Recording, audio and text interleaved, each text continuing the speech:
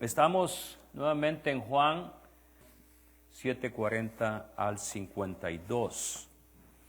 Dice la palabra de Dios: algunos de la multitud, al oír estas palabras, decían: en verdad, este es el profeta. Otros decían: este es el Cristo. Pero algunos otros decían: ¿y de Galilea habría de venir el Cristo? ¿Acaso no dice la Escritura que el Cristo será descendiente de David y que vendrá de la aldea de Belén, de donde era David? Y por causa de él hubo disensión entre la gente. Algunos de ellos querían aprenderlo, pero ninguno le puso la mano encima. Los guardias fueron a donde estaban los principales sacerdotes y los fariseos, y estos le dijeron: ¿por qué no lo han traído? Los guardias respondieron: nunca antes alguien ha hablado como este hombre. Pero los fariseos le respondieron: ¿también ustedes han sido engañados? ¿Acaso ha creído en él alguno de los gobernantes o de los fariseos? Pero esta gente que no conoce la ley está bajo maldición. Nicodemo, que había ido a hablar con Jesús de noche y era uno de ellos, les dijo: ¿acaso nuestra ley juzga a un hombre sin antes oírlo y sin saber lo que ha hecho? Los fariseos le respondieron: ¿qué? ¿También tú eres Galileo? Escudriña y verás que de Galilea nunca ha surgido un profeta. Padre, bendice la meditación de tu palabra. Guíanos, oh Dios, a poder despegar la verdad de la mentira y que podamos escuchar tu enseñanza. En Cristo Jesús te agradecemos, oh Dios. Amén.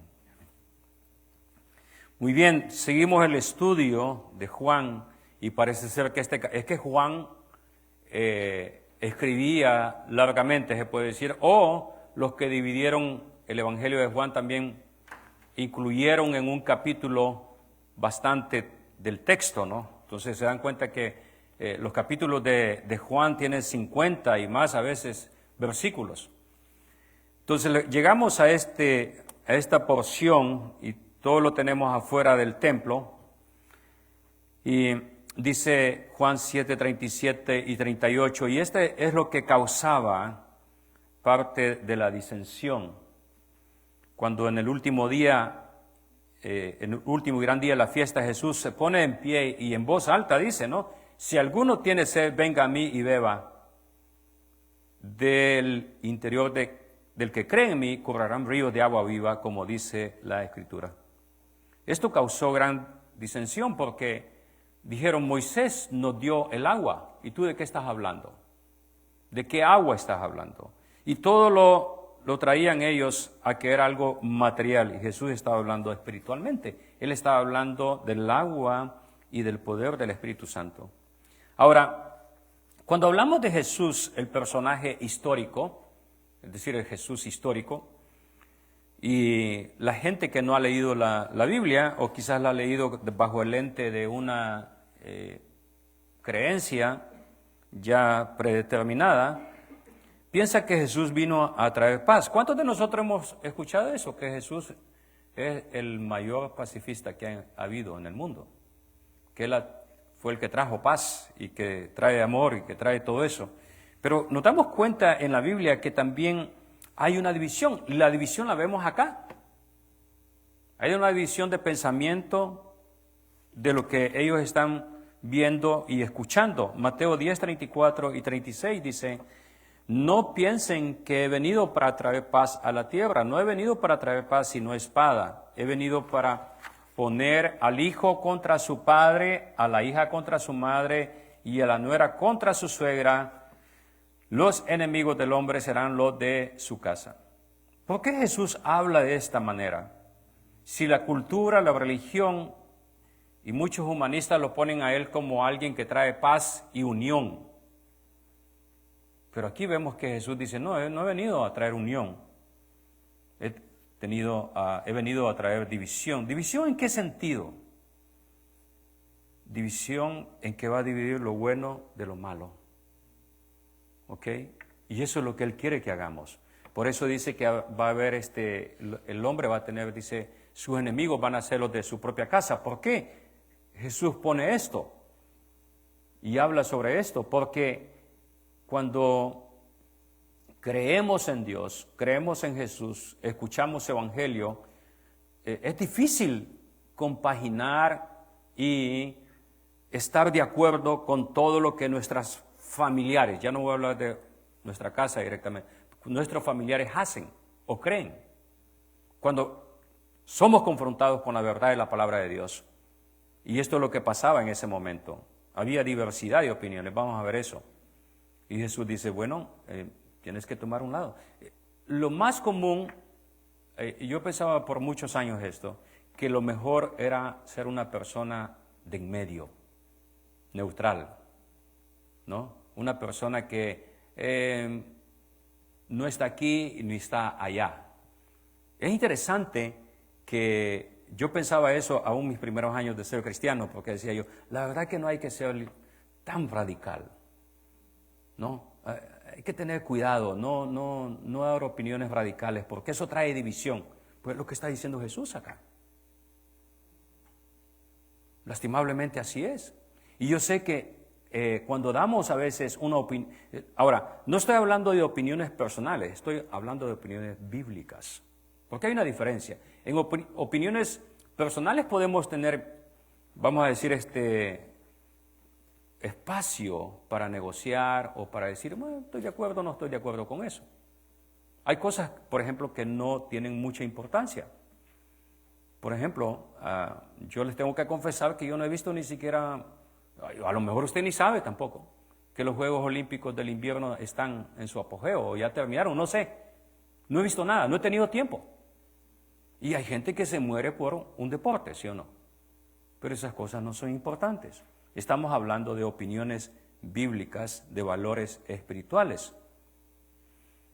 Jesús también, en Lucas 2, 34 y 35, cuando Simeón habla a María, le dice, tu hijo ha venido para que muchos en Israel caigan o se levanten. Será una señal de que muchos rechazarán. Esto es cuando Jesús estaba pequeño. Simeón profetiza eso. Y dice, Él va a causar que muchos caigan y otros se levanten. ¿Cómo así? Bueno, el sistema completo judío religioso se cayó en el 70 con la quema del templo. ¿Ok? Y ya estaba viendo eso ahí Simeón. Entonces, cada persona, cada uno de nosotros debe responder esta pregunta. ¿Quién es Jesús? ¿Quién es Jesús para usted? Hay dos grupos acá. Vamos a ver los dos grupos, el pueblo y los líderes. ¿Qué decía la gente del pueblo? Primer punto, el pueblo.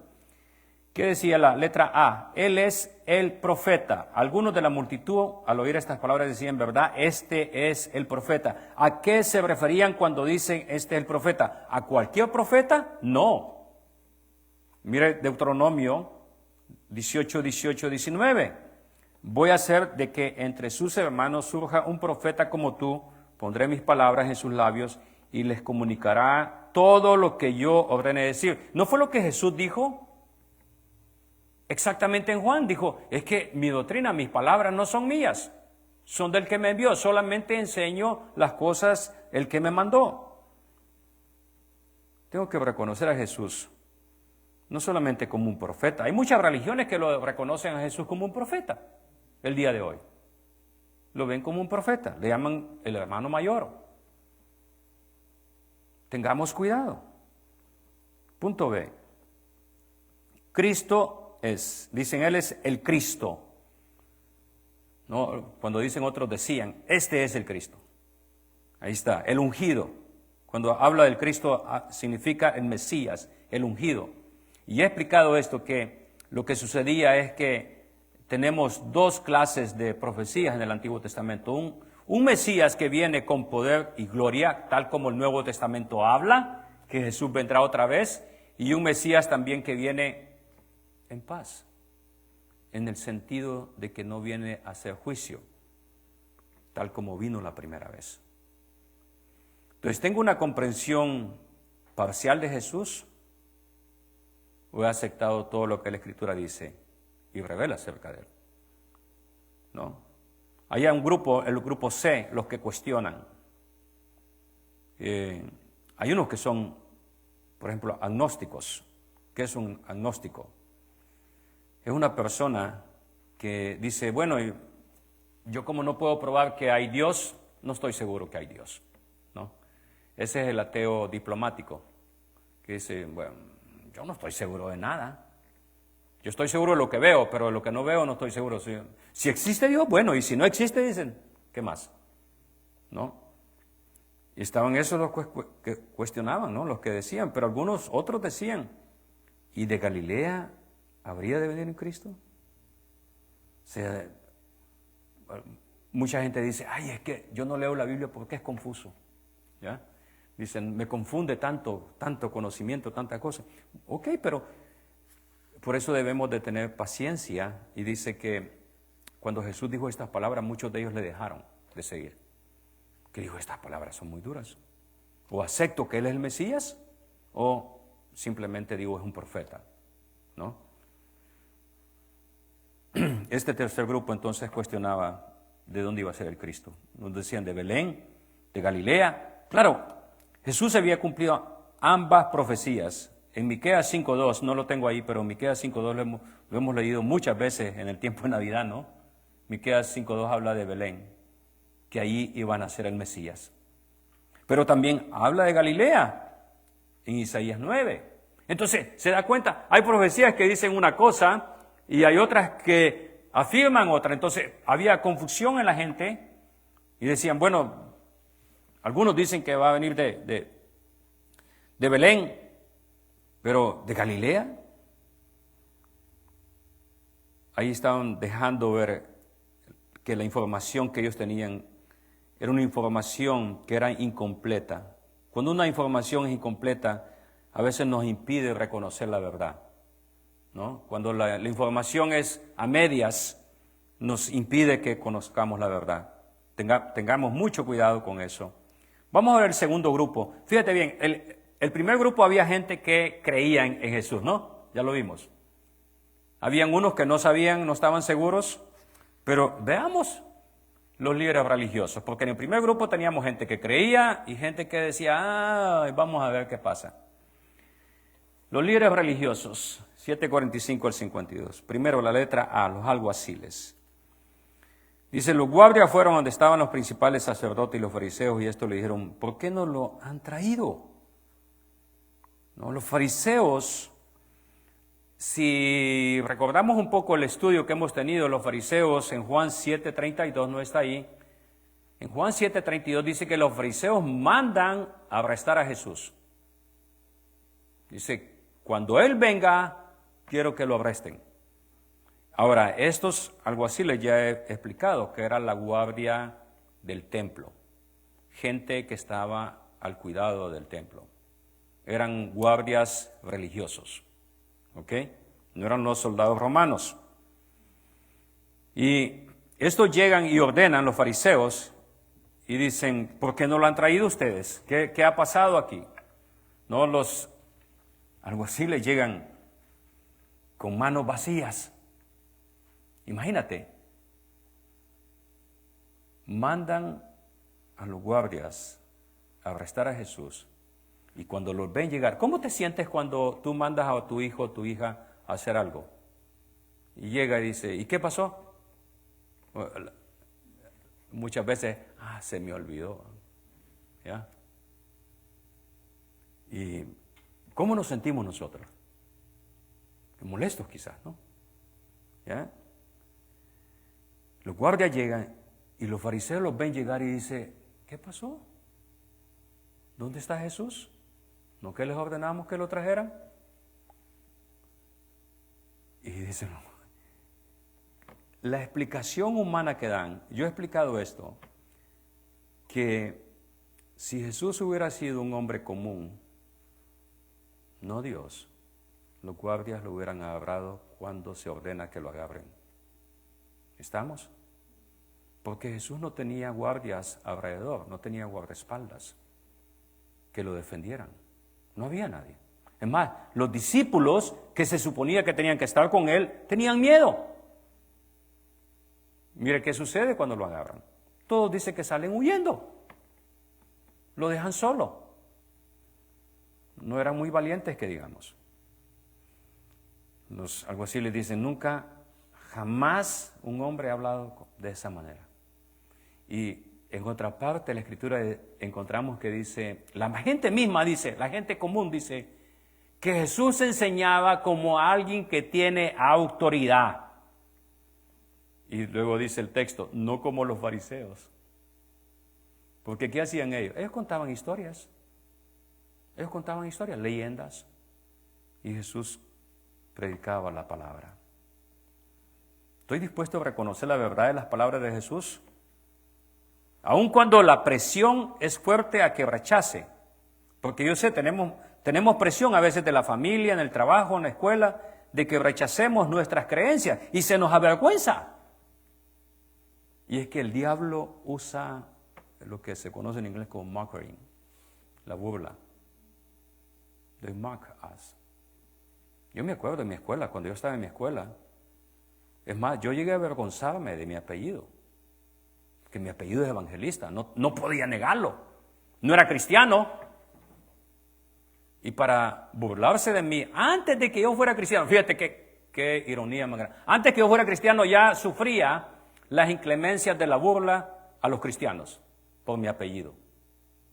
Cuando yo venía entrando a veces en el salón de clases decían, ahí viene el evangélico o el evangelista, y se burlaban de mí. Y yo me enojaba porque yo no era cristiano, yo no era católico, yo no era nada, me burlaba y yo quería pegarles a todos. Y alguna vez lo hice, pero bueno, es otra historia. Pero digo, me molestaba eso. ¿Y qué hace el diablo? Se burla. Mira lo que sucede, los principales sacerdotes y los fariseos, el punto B. Pero los fariseos le respondieron, ¿también ustedes han sido engañados? ¿Acaso el 48, ese texto es iluminador? ¿Acaso ha creído en él alguno de los gobernantes o de los fariseos? Yo podría decir, ¿is Billie Eilish believe in God? ¿El presidente cree en Dios? ¿O el artista tal cree en Dios? ¿Sí te das cuenta de lo que están haciendo aquí? Dice, la gente importante no cree lo que ustedes están diciéndome. ¿Quién ha creído? ¿Sabes que en Latinoamérica cuando se veía un cristiano se le veía de menos?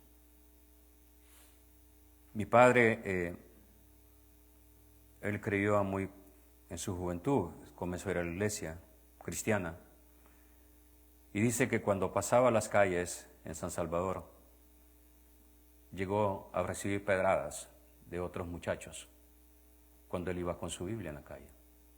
Mi padre iba con su Biblia, e interesante, no podía leer, no sabía leer, pero iba a su Biblia. Dice que le decían toda clase de nombres. Y cuando estaban en la iglesia, dice, la mayoría de veces, casi todas las noches, escuchaban las piedras que caían en el techo de lámina de la iglesia. Y los cristianos en ese tiempo se veían como los tontos, los más tontos. ¿Qué es lo que dicen los fariseos? Esta gente que no conoce la ley está bajo maldición. Dice, están mal, son malditos. Toda esa gente que cree que Jesús es Dios es maldita. Es lo que están diciendo ahí. ¿Te das cuenta del pasaje? Ahora, estos son los religiosos. El pueblo decía, sí es el Cristo, otros decían, sí es el Mesías, otros decían, a lo mejor no, pero estos no iban en que no creo, estos atacaban. Atacan lo que se llama el carácter de las personas. No atacan lo que crees, atacan el carácter de las personas. ¿Tú crees que el mundo ha cambiado?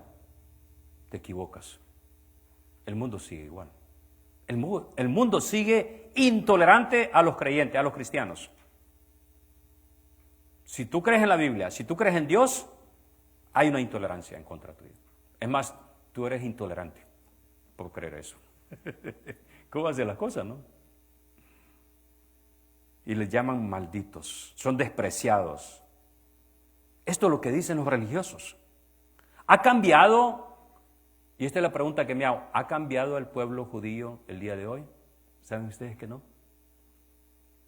¿Creen lo mismo? ¿Que somos unos tontos por creer en Jesús, que es el Mesías?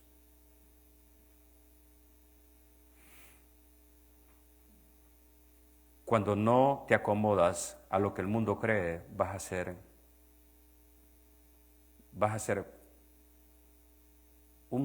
vamos a decir, exactamente como un monumento a la burla. Vas a estar en medio a la burla. Por eso es que mucha gente dice, prefiere no hablar de su fe con su familia. Que no, para que se burlen de mí, mejor no. No, se van a burlar de mí. Y los judíos eran expertos en esto. Ahora, todos los que estaban allí, ya lo vamos a ver, de que los fariseos, los maestros de la ley, los saduceos, los sacerdotes, ¿saben ustedes que ellos eran enemigos entre sí? O sea, compartían el templo. Pero los saduceos, por ejemplo, no creían lo mismo que los fariseos. Es difícil explicar esto, ¿no? Pero no creían lo mismo. Pero en este momento, todos se unen. Es interesante eso, ¿no? Por eso el diablo se contradice en sí mismo. De veras, el diablo se contradice en sí mismo. ¿No? Hay una contradicción bien grande. Hay cosas que, por ejemplo, no le encontramos sentido, se contradicen. Pero el amigo de mi enemigo es mi enemigo. O sea, ahí estamos bien. O sea, si eres enemigo de aquel que es mi enemigo, entonces eres mi amigo, pues, porque ahí nos vamos a unir. Nicodemo, miren lo que pasa con Nicodemo, 7:50-51. Nicodemo, que había ido a hablar con Jesús, dice, de noche, y era uno de los que les dijo, ¿no? ¿Acaso nuestra ley juzga a un hombre sin antes oírlo y sin saber lo que ha hecho? O sea, Nicodemo estaba diciendo, ¿qué es lo que nuestra ley pide?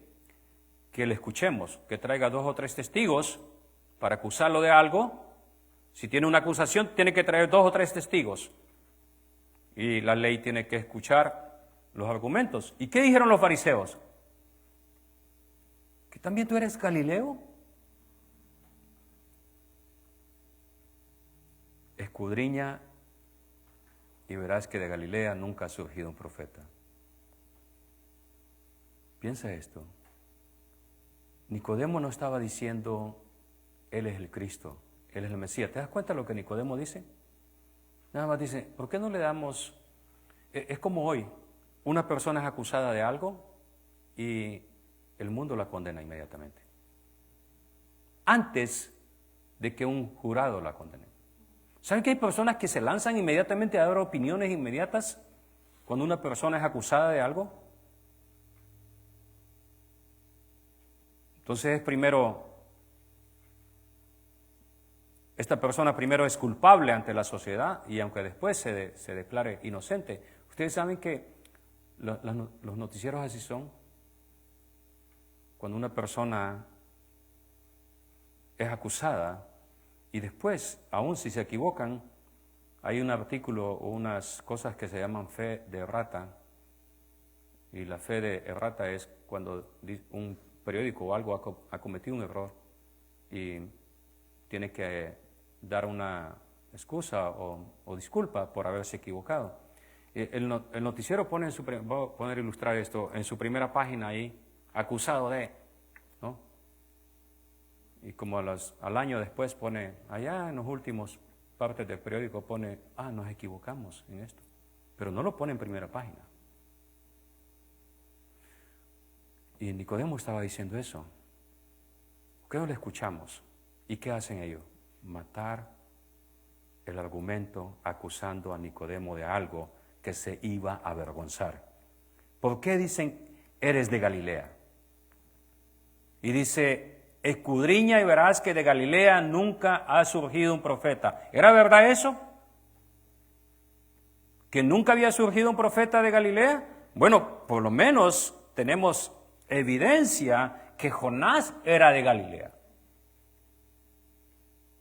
Jonás era de Galilea. Nahum se supone que era de Galilea. Entonces, ¿por qué se dice? Porque hay un prejuicio regional. Piensa esto, los galileos eran judíos. El problema es que estaba Samaria en medio, ¿no? Y hazte cuenta como que, no sé, como que dividan México hoy en día, ¿no? Y los norteños y los sureños. Dicen, es que este es norteño, por eso habla así. O si no, este es sureño, por eso habla así o por eso opina. Hay un prejuicio regional. Es decir, menospreciamos las personas por su región que es. Hay una ignorancia o desprecio intencional. Y cuando venimos a Cristo debemos de rechazar todo eso. No debemos de poner nombres a personas simplemente por de dónde son. Es bien peligroso esto, porque la Biblia nos enseña, no hay romano, no hay judío, no hay griego. Y después dice que no hay lo peor de todo, el gentil. Si no hay delante de Dios, todos somos iguales. ¿Te das cuenta? El diablo es el que usa eso nada más. Y vamos a ver las palabras que revelan. Ya vimos lo que Jesús dijo que causó tanta división, ¿no? Sus palabras. Recuerden cuando los judíos comenzaron a buscar para matarlo, dice, mi Padre hasta ahora trabaja y yo trabajo también. Y en Juan 5:18, por esto los judíos, dice, con más ganas procuraban matarlo. Ese texto de 5:18 en la Reina Valera contemporánea dice, con más ganas. O sea, ya hoy sí dijimos que lo vamos a matar, hoy sí hay que matarlo, ¿no? ¿Por qué? Porque quebrantaba el día de reposo. Jesús les dice a ellos, ustedes también quebrantan el día de reposo. Y se quedan los judíos como pensando, ¿qué está hablando este? ¿Que nosotros quebrantamos el día de reposo? Sí. Ustedes, sacerdotes, todos los que están en el templo, quebrantan el día de reposo. ¿Y cómo así? Claro, porque ustedes están haciendo los sacrificios. Ustedes están haciendo todo lo que dice la ley, la circuncisión y todo lo demás. Están trabajando. Están trabajando. Los argumentos que traen ellos son risibles porque Jesús, el trabajo que hacía un trabajo en bien del pueblo. Y revela el corazón de ellos, que lo que hay nada más es maldad, rebeldía. ¿Qué haré cuando Dios revele qué hay en mi corazón? Esto es bien importante. ¿Qué haré? Cuando leo la palabra de Dios, ¿qué hago cuando leo la palabra y veo que mi corazón está rebelde en contra de Dios? En contra de Dios. Conclusión. Juan nos va a llevar a un punto en el cual, como señaló C.S. Lewis, ese escritor cristiano, en su libro, creo que es Mera Cristiandad, algo así se llama en español. Mero cristianismo, gracias. Dice, Jesús no dejó abierta la opción de considerarlo solamente como un buen maestro. Debemos de reconocerlo como el Hijo de Dios o rechazarlo por completo. Y es lo que Josh McDowell, un abogado, de hecho, ateo, que comenzó a estudiar la vida de Jesús, llegó a esa conclusión. Ateo. Él, de hecho, quería destruir la fe de su esposa. Dijo, voy a estudiar la vida de Jesús para enseñarle a mi esposa que es una ignorante y que no sabe nada y que la ha engañado en esa iglesia donde va. Y lo que sucede es que él viene creyendo al final, ¿no? Fue uno de los que Yo les he comentado a ustedes cuando yo llegué al seminario, yo leí todo su libro, Josh McDowell, libro bien grande, como quizás como el Quijote de la Mancha, una cosa así. Y da tantas evidencias históricas, bíblicas, de Cristo, que yo al principio, por ejemplo, yo tenía problemas para creer la resurrección de Cristo. Yo decía, bueno, hay que creerla porque dice el pastor, pero que fue no sabemos, ¿va?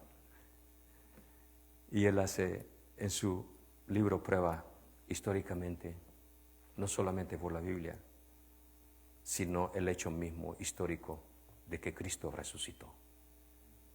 Y dije, wow, ese libro me dejó a mí, porque la pregunta que él dice, o Cristo estaba loco, o Cristo fue un actor, o Cristo era el que decía ser, que es. No tenemos otra opción. Y él dice, bueno, si crees que Cristo dice las cosas que dijo no son verdad, tienes que escudriñar ese libro, ¿no? Y nos deja así Juan. Esta pregunta, ¿quién es Jesús?, va a causar división, porque si conocemos a Dios, si conocemos quién es Jesús, nuestras convicciones, es decir, lo que creemos, van a cambiar definitivamente. Y mi compromiso y entrega a Él va a ser total, tal como lo experimentaron los discípulos después de que vino el Espíritu Santo. Vamos a orar. Padre, a ti venimos, oh Dios. Yo no tengo el poder para convencer a nadie. Solo soy un simple predicador, oh Dios. Pero pido que tu Espíritu Santo pueda tomar tu palabra escrita y convencer de la incredulidad, de pecado, de justicia y de juicio en el alma. Que sea tu Espíritu Santo trayendo convicción a nuestras vidas. Y pido, Señor, tu gracia y misericordia, y tu tiempo ha sido extendido para todos aquellos que no te conocen. Pido, Padre, que tú puedas perdonar y venir al corazón, oh Dios, de los que todavía tienen esa puerta cerrada en su corazón. Que tu Espíritu Santo, oh Dios, nos hable a través de esta palabra. Pido, oh Dios, también y rogamos nuevamente tu misericordia y tu gracia por los enfermos, oh Dios. Pedimos a ti, oh Dios, que vengas de esa manera. Te agradecemos mucho por esta oportunidad que nos das de escuchar y de estar reunidos y aprender de ti, oh Dios, aprender de tu palabra. Bendice a tu pueblo, bendice a tu iglesia, oh Dios, donde quiera que esté. Y gracias, oh Dios, nuevamente por tu salvación. En Cristo Jesús oramos, te agradecemos. Amén.